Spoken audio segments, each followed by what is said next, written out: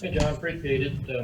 You guys play a lot of freshmen and you struggled out of the gate. Duke plays a lot of freshmen, struggled out of the gate, and have a hard time believing it's a coincidence that the Blue Bloods are just having to do it the same year. So it's got to be COVID restrictions.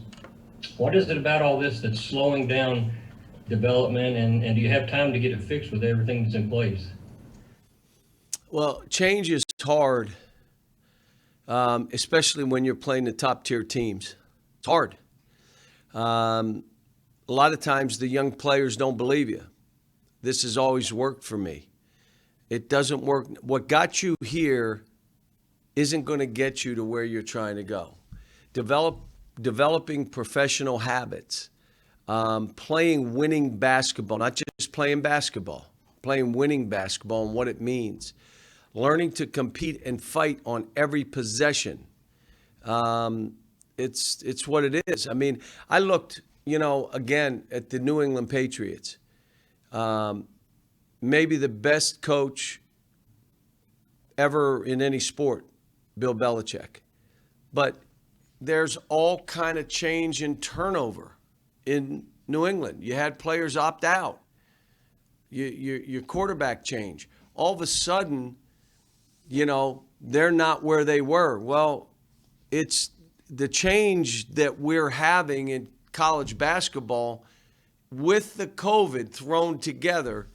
If you're a veteran team, I think I said this last week, if anybody listens to me, most people don't, my wife don't, the dogs don't, so no one listens to me. But I said the veteran teams have a huge advantage this season. The inexperienced teams, which I think we're one of the least experienced teams, 10 new guys, never played together, we're at a big disadvantage. I'm not using it as an excuse. I want this to be the most rewarding year that I've ever had. That's my mindset. And I'm going to do whatever I can to help these kids. If I have to be mean, I'm going to be mean. If I have to hug them, I'll hug them. If I have to kiss them on the forehead, I'll kiss them on the forehead. Whatever I need to be to help them be their best. I want each of these players at the end of the year to say, this is the best version of myself ever. The other side of it is, as I do that, we got to collectively become a better team. And it's hard when you're doing it. Every game you turn around is another team that is more than good enough to beat you. And so we don't have a whole lot of room for error. My hope is that people watch this game and say, all right, I can see what he's trying to do. It looks different. If it doesn't look different, we got to go next week and stay in camp. And I just want it to look different. If it looks different, we've set the stage of where we're going. All right, Kyle Tucker at The Athletic, you're next, and Meyer Metcalf, you'll be after him. Cal, have you gotten a sense as you sort of try to work through some stuff with these guys, and you talk about focus on turnovers, especially in Camp Cal. It doesn't seem like it's any one guy. There's a lot of team turnovers. Have you gotten a sense for where they're coming from and what's I know you've talked about, trying to get mine and all that, but is there anything specific there's Kyle, there's two things. Everybody's trying to make the hardest play. I call them heroes plays because it means more to them because that's how they played their whole life. Now it's about the easiest play. The second thing, when you don't have the ball, do you make it easier for your teammate to find you? Do you get open? Do you get open with timing? That's all toughness. Do you play with a high motor, like a sense of urgency? That's toughness, man. If you don't, you have no toughness. So those are some of the things, and we worked this week. I've done all kind of different things, and I'm going back in the bag of tricks. The good news about coaching for 35 years, there's all kind of things you've tried over your career to get things changed. Everything here is in pencil. Positions are in pencil. And I look at this, and these kids need me more than any team that I've coached. I'm doing things where it's them and me personally together, whether it's some film or meetings where it's us. I'm trying to get them to turn the phones off and get together because we're not talking to each other enough. I'm doing more individual meetings than I've ever done. I've got to look, think about this. If I'm feeling bad or anxious or down, how do you think they're feeling? This ain't about me. I got to keep them safe, and they've done a fabulous job. And I got to get individual players better, and I got to get our team better. I got a full house of what I got to do, but I'm up for it. Let's go. I'm not afraid of it. Kansas, back in the day, lost 5 games in a row and won the national title. Because during those 5 games, they saw we're getting better, we're getting better, we'll break through. All I want is this to look different. Let me say this to everybody. We had a 3.1 grade point average last term. As a team, 3.1. These kids are doing everything right. They are good kids. Now, let me say this. They're immature. They don't know how to respond to coaching or being subbed. They know now what's acceptable and what's not. If you watch us and we're immature, then they're not getting what we're trying to do. So all this stuff, good kids. Eric said that, I shouldn't make a statement about Keon 2 weeks, 3 weeks, because we got to let the doctors decide.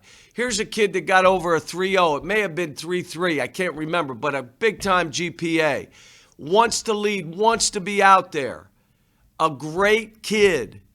We're just waiting on him. But let me say this. He's leading this team, and he's not even playing, and these dudes are listening. Wait till he gets on the court. But it's, I'm bouncing around a little bit, but it's all, what does this look like? Not just how we play. Do they look like they're maturing? Do they look like they're accepting coaching or being subbed? What? We had none of the stuff that we had to start with here, but it's normal. These kids don't know better. And I've said this before, I know none of you listen, my wife, the dogs, no one, but I've said this before. If I think they should know something, 100% of the time I'm wrong. They don't know. That's why they're here. That's why we're coaching them. That's why we're challenging them. That's why we're hugging them. That's why we're keeping an eye on them. At the end of the day, we just got to start looking different. Look like a basketball team. Look like a sense of urgency. Compete and fight. Play tough. Get open. Make easy plays. Create good shots. Like if you watch us practice, you would think we're leading the nation in three-point shooting. I mean, they get in the game and now it's a harder shot. Why? We're not creating good shots for each other. We're not moving when the guy stops so you can get an easy shot. We're not making a pass. You ready for this? Just a pass. Well, I'm not just passing. I got to foot fake and look and see what I can do first. How about just catch it and pass it to do that? That's tough. That's a toughness that I'm good with me. I'm fine. Boom. I'm mentally engaged. That means I'm tough. Myron Metcalf, you got next, and Jerry. John, there's been a lot of talk about interruptions and postponements. How confident are you that we'll get to the NCAA tournament, and how confident are you that the one city NCAA tournament format will work for college basketball? Well, let me start, Myron, with this. We're playing 80% of our games right now. 80% of our games are being played. The safest place for all these athletes are on our campuses. Most of us have hospitals, whether they're in our town or right on our campus.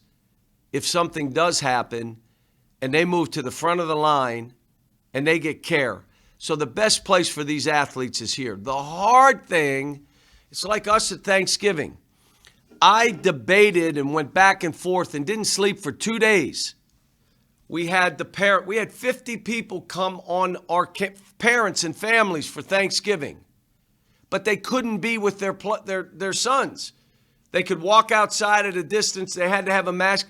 They did not eat together at Thanksgiving. We gave everybody meals to take with them. The players ate together. It's hard. I mean, this stuff is hard. But I think what they're doing, what Danny Gavitt's doing, to say right away that we're going to do this in one town, we'll have 6 courts, and then we'll whittle it down. When you lose, you're out. Leave the bubble. And then we get it down to where we are. I think it's how we play. Let me just say this one last thing. We owe it to these kids to give them a chance to play safely. We owe it to them. These kids all want to play. There's not a coach in the country whose players would say, nah, let's not play. They all want to play. My kids want to play. Look how we're playing. And they want to play. My job is to keep them safe, keep an eye on mental health, help them individually come together, get them to talk together and get off those phones and devices.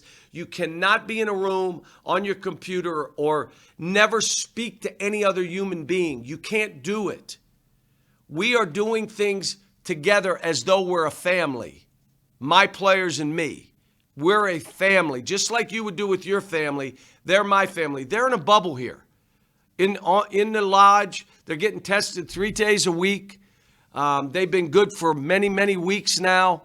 I'm looking at us like we're a family. Jerry, you got next. John Hale will come to you after that. John, hopefully I can ask 2 questions, but I'm wondering, how do you reduce the turnovers? How does that come about? You work at it. You make it. Here's what I would say. In coaching in all my years, if it's important to me, it'll be important to them. And now they know this is important to me. We've held them accountable in practice. We're doing some different things to let them know what's and I'm trying to do it in a way where they hit a certain point in practice. You get X amount of turnovers anywhere in practice. A drill, you fumble, you lose it, it's a turnover. You get to this point, we all run every turnover after that to make them accountable to each other because that wasn't part of this. And I'm wondering, John, how confident you are of getting the Detroit Mercy game rescheduled, and how important is that as a bye game, as you call it, to build some positive feedback as we go forward? Well, let me tell you, the way we have been playing it, it's, Detroit for me, Mike's doing a great job, by the way. Detroit for me is, Brad, giving him a chance to come back and me coach against him and be able to watch my son. And we're hoping we can slide it in at some point this year. That's what we're hoping for. We'll have to see. Mike and I haven't even talked about it yet. We knew we had to postpone it. Again, whether you look at this, here's where we are. After the 15th, we really have to be careful of who we're playing, what the environment is.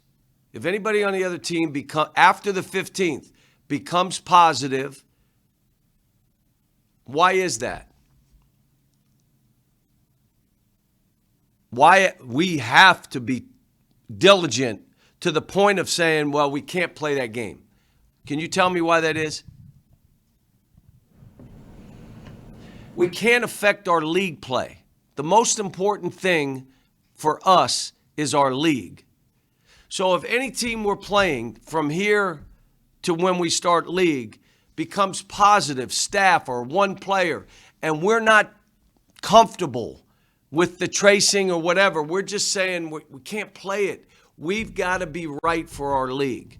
I want to play as many games as we can, but our league is the most important thing for us. John Hale, go ahead, and Ken after that. We'll see we're out on time, guys. I do got players waiting for you. You talk about the importance of league play there and then the mental health stuff. You talked about seeing families on Thanksgiving. Mike Krzyzewski yesterday canceled the rest of their non-conference games so their kids could go home for Christmas. I'm curious what your thoughts on that decision were and if that would be something that you would ever consider. Well, I'm worried about my 12 guys and what we're doing and how it's working. All the schools and coaches have to make decisions for what they think is best for their kids and their program. Home for Christmas is a hard one this year. I've done this a long time. Every year that I've coached, as you guys know, I give my kids 4 to 5 days for Christmas. Why did I do it? I just need to know if anybody listens. Why did I do that every year? Because I've said it over many times here. I need a break. I need to break with my staff. And my family. I always had young families. Well, I want to be with my kids at Christmas. I want to get my family together. So I gave them time off. Well, guess what? My wife and I are going to do Christmas by ourselves with our team. My kids aren't coming in. We can't. So I don't know if there were a way that we could do it. I would say let's try. But you leave our state. What happens in 10 days? What, are you quarantined for 2 weeks when you come back? I mean, there's all kind of pieces to this that make this hard. Do I want them to go home? Dudes, I'm going 16 hours a day. I'd like to get a little break. But we also got to make sure we're doing the right things and being safe. This is uncharted waters. Every coach can do what they think is right. I'm not going to question any coach. They do what they think is right for their team, and only they know their team. Maybe we had a team that was really struggling mentally and needed to get with family because they're inexperienced. Then you make that decision.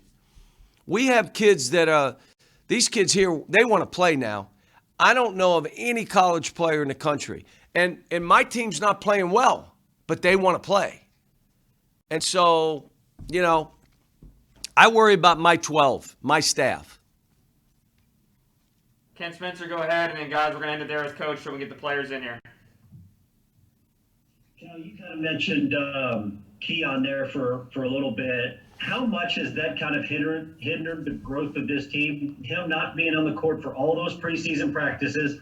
Obviously, you want him on the court for the games, but also not just so much as a player, but also as almost like that middle point between you and all of these new guys, even Olivier and Davion. They've never played for you. He's the only one who kind of gets it. Does that make sense? How much has that hindered the growth of this team? Well, one of the things that he was able to do after our game when the body language, the immature part of this team came out, he was able to say, we never had any of that last year. We never had that. We never had it in a timeout. We never had it in a practice. We never had it when a guy was subbed. He's able to say it because, let me explain, they think that's normal because that's how they did it when they were in AAU. I mean, they think it's normal. And so him being able to refer back to this is what it's like. How about this? You try to tell them every game we play is someone's Super Bowl. Did it appear that way with Georgia Tech? Georgia Tech played like it was their Super Bowl. How did my team play? Did they fight? Did they have a sense of urgency? Did they make easy plays, or did they play to win? I mean, we're playing Notre Dame. They're going to play great. We're going to try to make it difficult. I just want the game to look different so that we can all look and say, whew, we're going to be all right. And it doesn't mean win or lose right now. It is, let's play the right way. Winning takes care of itself. All right, guys.